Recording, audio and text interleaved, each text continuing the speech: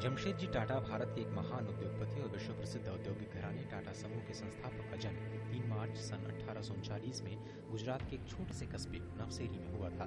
जमशेदजी टाटा ने 14 साल की नाजुक उम्र में ही अपने पिता नसीरवान जी के व्यवसाय में उनका साथ देना शुरू कर दिया। जमशेद जी ने एल्फिंस्टन कॉलेज में प्रवेश लिया और अपनी पढ़ाई के दौरान ही उन्होंने हीराबाई दबू से विवाह कर लिया। 1858 में स्नातक हुए और अपने पिता के व्यवसाय से पूरी तौर पर जुड़ गए। उद्योग जगत में उनका पदार्पण बहुत ही कठिन दौर में हुआ। अंग्रेज अत्यंत बर्बरता से 1857 की क्रांति को कुचलने में सफल हुए थे। 29 साल की आयु तक जमशेद जी अपने पिताजी के साथ ही काम करते रहे। 1868 में उन्होंने सिर्फ 21,000 रुपयों के साथ अपना खुद का व्यवसाय शुरू किया।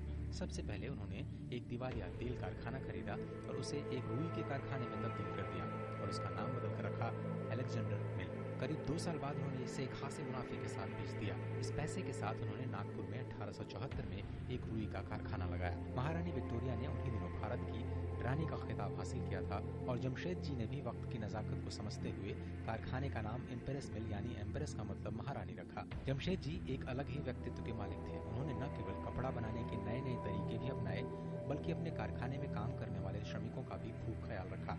उनके भले के लिए जमशेद जी ने कई नई और बेहतर श्रम नीतियां अपनाई। इस नजर से भी वे अपने समय से कहीं आगे थे। जमशेद जी के अनेक राष्ट्रवादी और क्रांतिकारी नेताओं से नजदीकी संबंध थे। इनमें से प्रमुख थे दादा भाई नौरोजी और फिरोज शाह मेहता। उनका मानना था कि आर्थिक स्वतंत्रता ही राजनीतिक स्वतंत्रता का आधार है। जमशेद टाटा के दिमाग में 3 बड़े विचार थे। पहला, अपनी लोहा व स्टील कंपनी खोलना।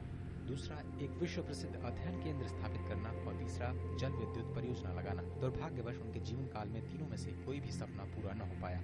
जमशेद जी टाटा बीज तो बोही चुके थे, एक ऐसा बीज जिनकी जड़ें उनकी आने वाली पीढ़ी ने अनेक देशों में फैलाई। वो एकमात्र सपना वे पूरा होते हुए देख सके, वो था होटल ताजमहल। ये दिसंबर 1903 में 4 करोड़ 21 लाख रुपए के शाही खर्च से तैयार हुआ।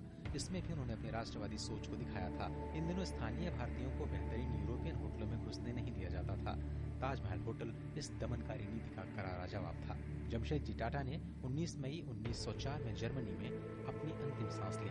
सफल औद्योगिक और व्यापारी होने के अलावा सर जमशेद जी उदार चित्त के व्यक्तित्व थे। वे औद्योगिक क्रांति के अभिशाप से परिचित थे और उसके कुपरिणामों से अपने देशवासियों और खास तौर पर मिल मजदूरों को बचाना चाहते थे। Bureau report.